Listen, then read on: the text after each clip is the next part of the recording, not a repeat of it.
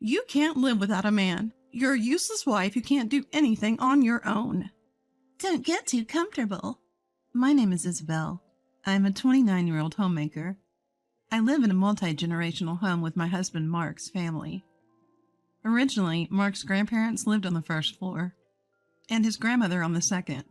But after she passed away and his grandfather moved to a nursing home, the second floor became vacant. My mother-in-law decided to renovate it for Mark without asking us.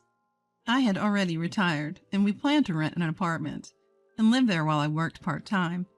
But mother-in-law strongly opposed this, begging Mark, "Please don't leave an old woman behind," while crying. She calls herself old, but she's only in her mid-50s. And my father-in-law is still working. Mark, who had always been bothered by his mother's meddling, initially refused to live with her. But considering his work commute and our future savings, we agreed to live there on the condition that she wouldn't interfere in our marriage. Sharing an entrance was a bit awkward, but we thought it wouldn't be a big deal since the bathroom, toilet, and kitchen were separate. We decided to make the best of it, but it turned out to be a sham. Mother-in-law came over every day, from morning till night, doing nothing but being there, and always making snide comments. Mark has a sister who lives 30 minutes away by car and claims to be a career woman. She also came over every weekend, acting arrogantly towards me and complaining with mother-in-law. Each time I told myself, I'm in customer service, and mother-in-law and Tiana are difficult customers. I had to keep reminding myself or else I'd go crazy. Eventually, Mark reached his limit and scolded mother-in-law and Tiana. Mother-in-law went silent, sniffled, and retreated to her room. And Tiana blamed only me, saying it was pitiful for her mother. Father-in-law came to check on us, but Mark said, "Just leave it, Dad. You handle Mom." Mother-in-law always acted like this. Every time Mark scolded her, she would dramatically sulk and lock herself in her room. She was waiting for Mark to say something kind, but Mark never did. This farce happened quite often. "I'm sorry. Maybe this decision was a mistake after all." Mark's support made it easier for me to endure the situation. In the neighborhood, there's a middle school student named Jake, who's related to Mark's family. He and Mark have been close for years, and recently, Mark had been tutoring him at home on weekends. Despite being scolded by Mark, mother-in-law and Tiana still tried to snoop on their study sessions. But Jake would bluntly say, "You're interrupting." During a study break, Tiana started bragging and then said, "Maybe I should start dating without being so picky." Jake flatly responded, "That's impossible because you have a bad personality." Unfazed by Tiana's irritation, he continued to put her in her place. "I'm leaving. I feel sick. I have a class to attend." Tiana stormed out shouting, "It's Spanish class," as she stomped down the stairs. Gradually, Tiana started avoiding Jake and stopped coming over. He had successfully repelled her. Later, Jake told me, "Those people used to harass my mom. They even picked on my girlfriend recently. I like Mark, but I can't stand them." I felt oddly satisfied and thanked him. Life was comfortable for a while since Mark had blocked mother-in-law and Tiana stopped visiting. But then, tragedy struck. Mark received orders for a 3-month solo assignment far away. I was devastated, but had no choice but to accept the company's decision. It can't be helped if it's a company order. I suppressed my gloom and saw Mark off with a smile. The next day, I was jolted awake by the sound of someone rushing up the stairs. Mother-in-law was standing in my bedroom, looking very self-assured. "Isabel, how long are you going to laze around?" "What?" I checked the clock. It was only 3 a.m. "Isabel, don't think you can slack off just because Mark is away. Starting today, I'll be giving you a thorough education." "What are you talking about?" Annoyed at being woken up, I resisted, and a heated argument ensued. "Come downstairs and start with our housework." Mother-in-law left, but I had no intention of complying with her unreasonable demands. As dawn broke, Mother-in-law returned, this time with Tiana. You think you can defy us? You've been too comfortable because Mark was here. But now it's just you, Isabel. And that bratty kid won't be coming either. You married into this family, so you have no choice but to obey us. I was about to ignore Tiana's smirking face and her early morning harassment, when Mother-in-law's next words suddenly changed my mind. You're a stupid woman who can't live without a man. If you don't like it, that's fine. I'll spread the word that you're a useless wife who can't do anything on her own. Those words fueled my competitive spirit. Fine, let's see if I can go 3 months without a single complaint from you. From then on, I woke up at 3 a.m. to spite Mother-in-law and took care of the chores in her part of the house. While I was stuck doing all the cleaning, laundry, meal prep, and cleanup, Mother-in-law did nothing but complain about each task. The vacuum is too loud. The kitchen noise keeps me awake, she'd say, even though she was the one who woke me up at 3 a.m. and then slept until almost noon. I can't sleep because of the noise from your bedroom, she'd add, reminding me of the creepy complaint she'd made when we first moved in. Though I'd started doing this out of spite, the constant work from early morning to late night was harder than I'd thought. I couldn't afford to think waking up at 3 a.m. was tough. I had friends who were sleep-deprived from newborns or woke up at 5 a.m. to make lunch for their kids before going to a part-time job. If you think I'm the only one having a hard time, you're wrong. I was still naive. If I woke up early, I could go to bed early. There was nothing I couldn't do. But Mother-in-law wouldn't let me. In the afternoon, just as I was about to rest before grocery shopping, she'd barge in saying, I'm into aerobics now, and start some bizarre routine with the DVD player at full volume. At night, she'd find fault with the cleanliness of our living space, refusing to let me rest even after midnight. The more I tried, the more Mother-in-law escalated her harassment. Tiana started coming over every night for dinner, criticizing my cooking while eating everything. Seeing Tiana's already voluptuous figure expand while I was losing weight from lack of sleep was almost enough to break me. Do you think Mark found a girlfriend over there? That would be interesting. I hope he finds someone younger and more charming next time. I want to hold a cute grandkid. I agree. Any child from this current life wouldn't be cute. Listening to them joyfully badmouth me, I lost the energy to argue. I wanted to tell Mark, but he was also working hard. If he had to listen to constant complaints between his wife and mother, he might get fed up and actually start cheating. I couldn't bear the thought of losing Mark. That's why I never spoke up about anything.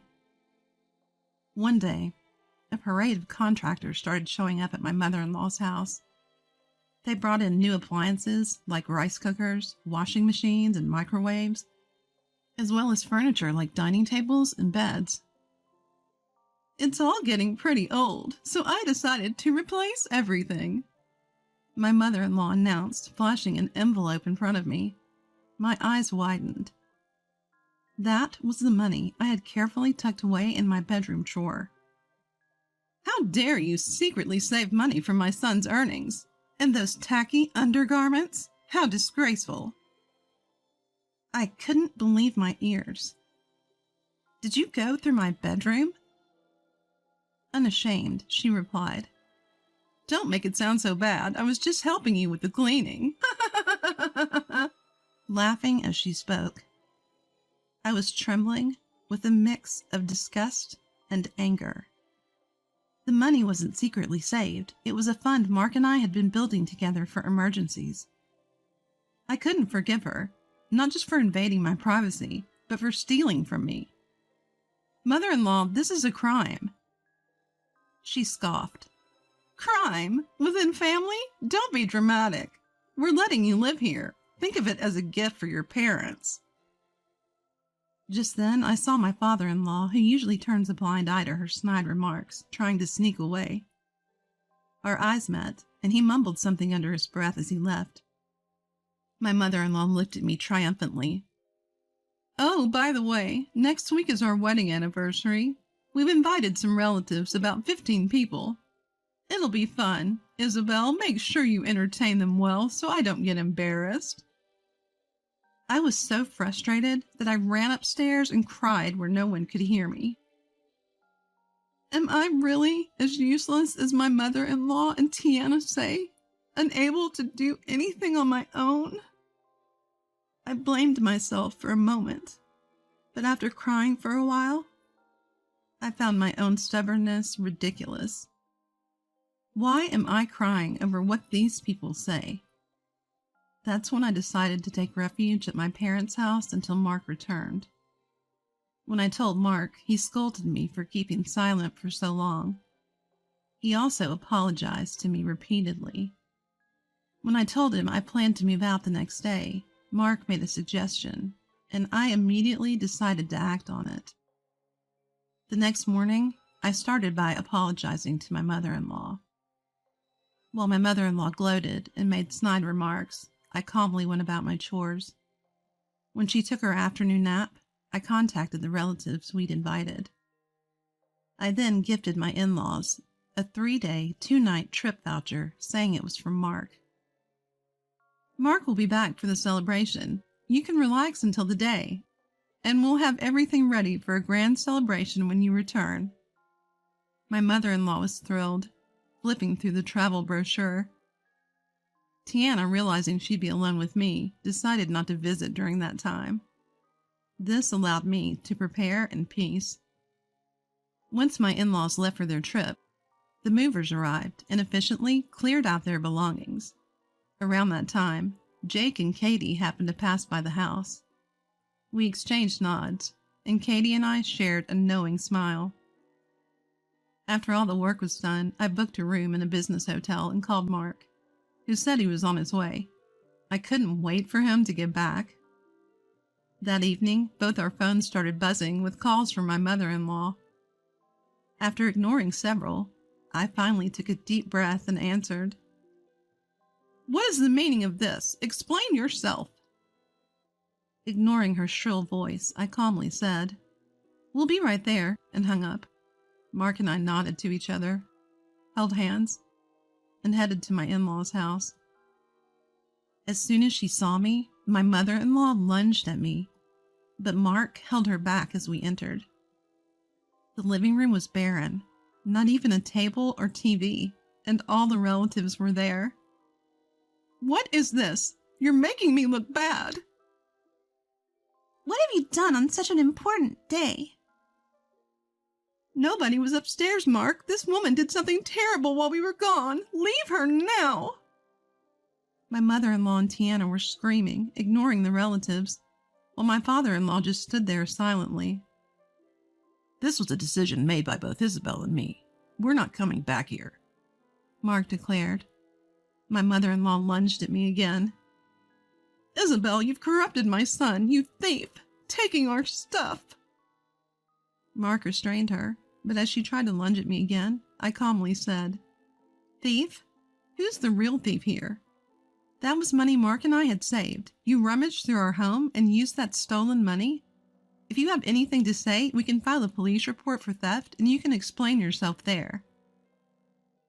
Then Ellie muttered, "Wow, stealing money, that's low." Mother-in-law quickly turned toward the voice and blurted out, "No, you've got it all wrong.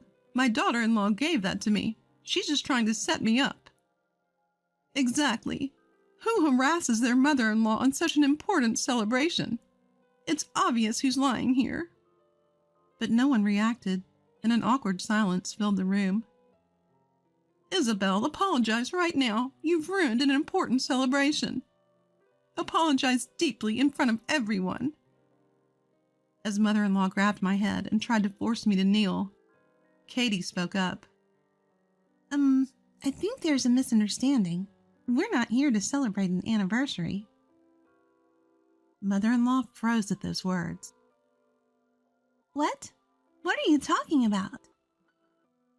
As Tiana glared at Katie, Tilda, who was standing nearby, said with a smile, "We're actually here to celebrate Mark and his wife moving out, or rather escaping. Why would we celebrate an anniversary for someone who gathered us all here just to harass Isabel?" "How dare you say that? Isabel, what have you told these people?" Mother-in-law glared at me, her eyes filled with rage. Katie then said, "Do you think we were oblivious? The whole neighborhood sees Isabel working hard from early morning, and you and Tiana have been, let's say, quite helpful to me as well. It's easy to imagine what you've done to Isabel. Everyone here has their own experiences with you and Tiana." The other relatives nodded in agreement. "What? Don't talk about me and my mom as if we're terrible people," Tiana shouted. Jake retorted, "Not as if. You are terrible people. Haven't you noticed you're pretty disliked?" "What kind of language is that, you little brat? I never even called for Jake." Tiana shrieked and lunged at Jake, but several people held her back. "Mark, you can't be serious about leaving, too. Just let the wife leave. Don't be fooled by her. You're a kind and considerate person. She must have brainwashed you. Please come back." In the midst of the chaos between Tiana and Jake, Mother-in-law clung to Mark. But Mark firmly pulled away from Mother-in-law and said, "I'll say it again. Don't ever come back here," while looking her straight in the eyes. Mother-in-law then exclaimed, "How cruel! How cruel!" and ran into the bedroom, covering her face with both hands. As the door slammed shut, we heard Mother-in-law scream,